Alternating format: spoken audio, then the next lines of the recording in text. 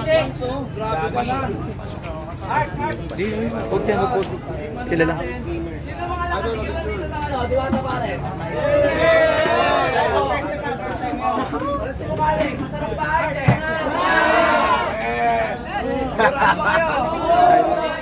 Titikman ko. Bawal magsinungaling ha. Ito, titikman. Bro, cameraman. Art skills.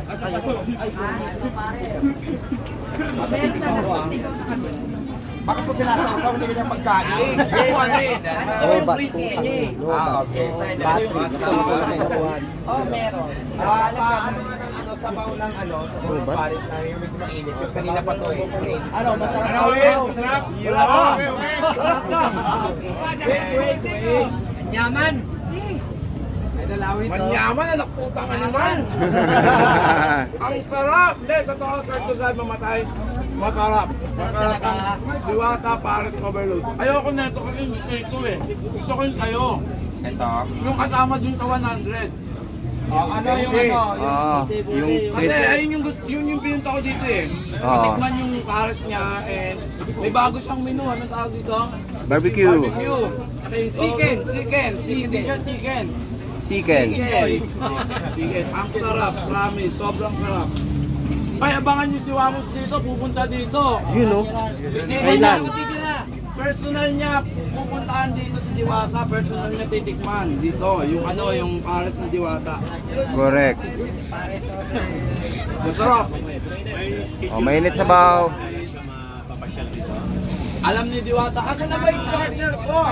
Kumuha ng soft drinks. Ang daming tao rito, kumuha ko na soft drinks mo. Siyempre, ito yung kasama ng anilize natin na 100 pesos. Yes. Kasi kanina, dyan ko lang kinuha dahil nga malayo medyo papunta doon. Kaya yun ang binigay ko sa'yo. Hoy, guys, di nyo ba alam may jowa na si Diwata? Hoy! Ay, baka kasi ano eh, no? Baka, Gusto ko sana i-reveal sa inyo eh. Nandun siya sa kwarto ni... Ay, hindi! Nandito pala! Nasa paligid nyo lang, hindi wag nyo mo lang... munang ituro, huwag mo nang pakilala. Wala! Papakilala ko yan soon. Yun! Ayaw mo ba ipakilala mo no? Na baka magulat siya. Saka yung mami mo... Baka mabigla umayaw. At saka yung mother ko siyempre nanonood ngayon. Kaya Strict. magpit yung mother ko pag nag-strict. Strict. Pero nandyan lang siya sa paligid. Hanapin nyo na lang yung gwapong maraming tato. Ikaw yun! Hindi siya. Hindi ako. Makikita nyo dyan sa paligid nyo. Ayun, nabibigyan ko kayong clue. Huwag niyo munang ituro. Andyan yung jowa niya sa paligid niya. Ay, paligid nyo. So, Okay. Ayan o, daming tato ni Sir o. Jersey. ituro naman natin. Wag muna. Surprise. Dapat ikaw lang muna maglalabas. Ako muna ang maglalabas. So, first lang ituro. Okay, bawal daw. So basta yan, may jowa lang si Diwata. Alam niya, makikita niya. Bukas makikilala na pa namin. Tatanungin ko muna sa kung ready na siyang ipakilala ko sa publiko. Char! Kahit naman ngayon, ready na siya eh. Parang hindi pa, parang kinakabahan pa. Diwata, message Halika nga dito. Message mo rin sa Kung nasaan ka man ngayon, dyan ka na lang. Diyan ka. So, pakilala ko na ba sa inyo? Ako na mismo magpapakilala sa inyo. Oh, sige! Pahala ka na nga. Ikikis! Ikikis niya yan. Yes! Asan na ba? Jason. Ayan na! Ay! Ayun o! Dami yung tato o. Gwapo nga.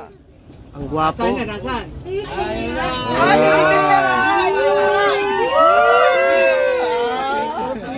Medyo mahiya. So, Taray. ayun na. Ipinubliko nyo na yan. Alam nyo ba guys, eto si Jason.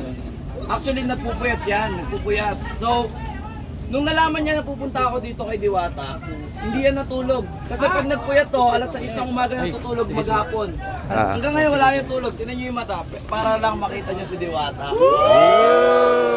Wala pa na yun. Kiss! Kiss lang. Isa lang. Max.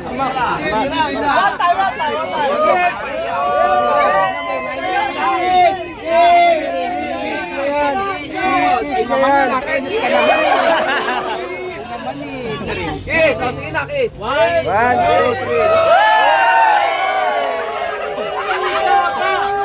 Isa pa!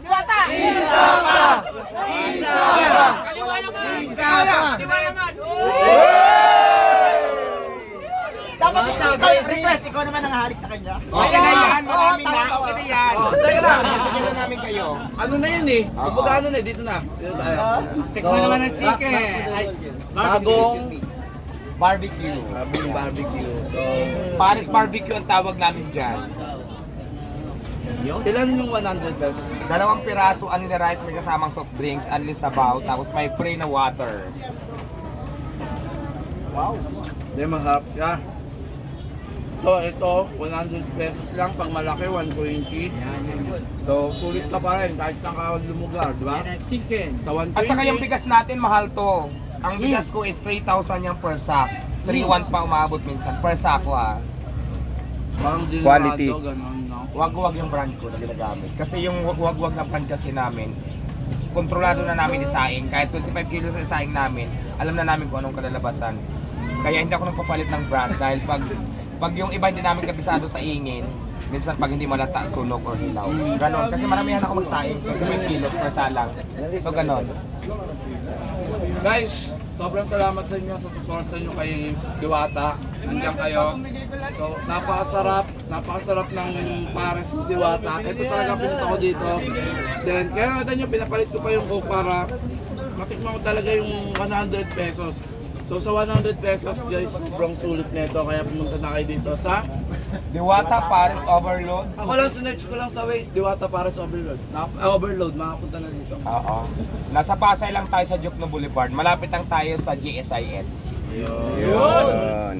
Abangan nyo yan, guys. May bago daw ilalabas si Diwata. Correct. Ayan ang abangan nyo. Ngayon, hindi nyo pa i-reveal yung kung ano yung tiyano nyo sa... Huwag mo natin ilabas, baka magulat sila. Magtakbo.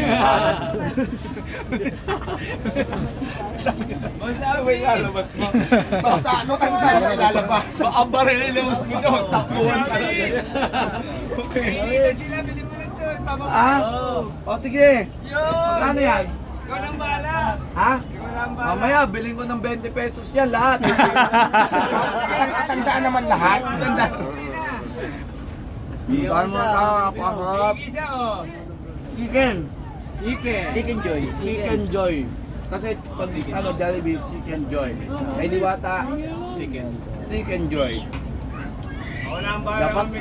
Dapat maglagay tayo ng revolver ni Diwata dito sa Pasay. Yun! No? Eh, yung Baguio, green man eh. So kung may green man sa Baguio, merong sa Pasay, merong Diwata. So maraming salamat, Diwata. Salamat din sa iyo sa effort. Dahil napakasolid na ito. Dami nagsasabi. Alam niyo yan. Ang dami nagsasabi. Si Diwata daw naging masungit, naging mayabang. Hindi totoo yan. Hindi totoo, bakit? Hindi nyo nararanasan yung pagod niyang araw-araw, hindi nyo naiintindihan. So sa mga nakapaligid dito, sana naiintindihan nyo yung bilang nagtatrabaho siya, nagbi-business siya. Hindi siya vlogger. Kagaya namin na pwede mag-inarte ka o ganyan. Siya business-minded siya. Hindi siya pwedeng mag-ano-ano kahit mag-arte-arte siya dyan, wala siyang arte. Bakit? Kasi alam niya yung buhay niya dati. So hindi siya tumitingin sa kung mataas siya ngayon. Ang importante sa kanya, low-key lang siya. Palakpakan naman natin si Diwata.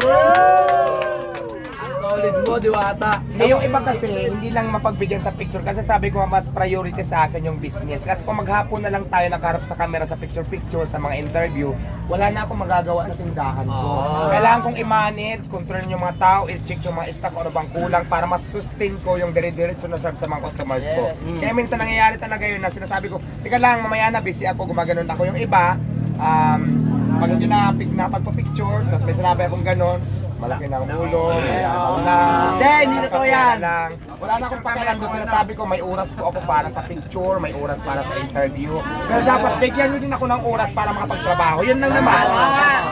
So ayun lang naman yung hinihiling niya na bigyan niyo siya ng oras sa trabaho and binibigyan naman kayo ng oras ni Diwata para sa mga picture at sa mga vlogger na nakaharap sa atin ngayon. Yes, Sana guys, sa lahat na nagbabash dyan, maintindihan nyo, Hindi nyo mapapabagsak ang tao na binigyan ng blessing ni Lord nang alam ni Lord ang totoo niyang pagkatao. Gets? Gets. Kasi kahit anong pabagsak mo sa tao, kapag ang Diyos ang nagbigay ng blessing, kahit anong pabagsak mo yun, hindi babagsak ang isang tao. Yes. Tatandaan nyo. Kaya bakit binigay sa kanya tong blessing na to? Bakit binigay sa kanya to? Kasi deserve niya at isa siyang mabuting tao.